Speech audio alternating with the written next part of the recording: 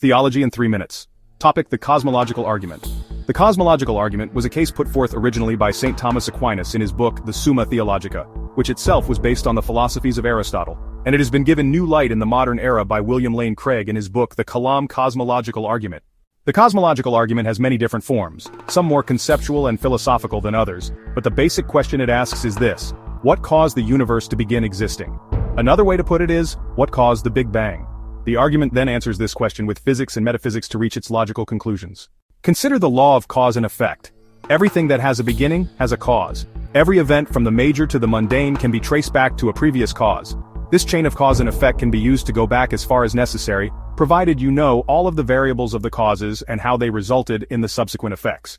Theoretically, you could even trace things back to the formation of the Earth itself. Then ask the next question.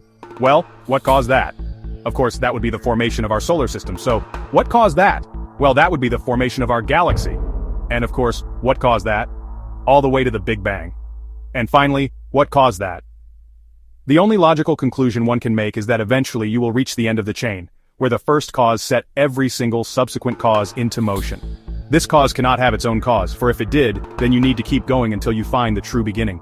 This is the fundamental argument of the Uncaused Causer. Another version of the argument is known as the Unmoved Mover.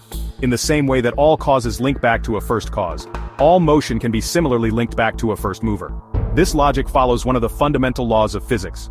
Sir Isaac Newton's first law of motion states, an object at rest stays at rest unless acted upon by an outside force.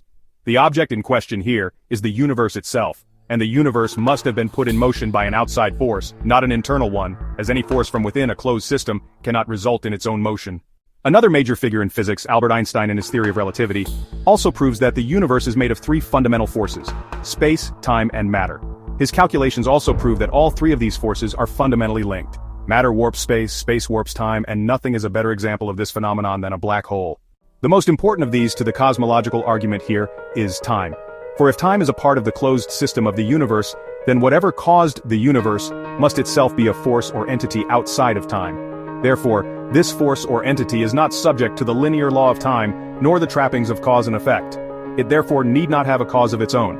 And because it is outside time, it also does not have a before or after, nor does it quote-unquote come before the universe in the conventional sense either.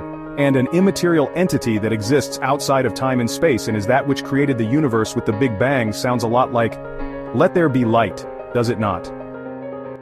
Watch part 2 for common counterarguments and rebuttals.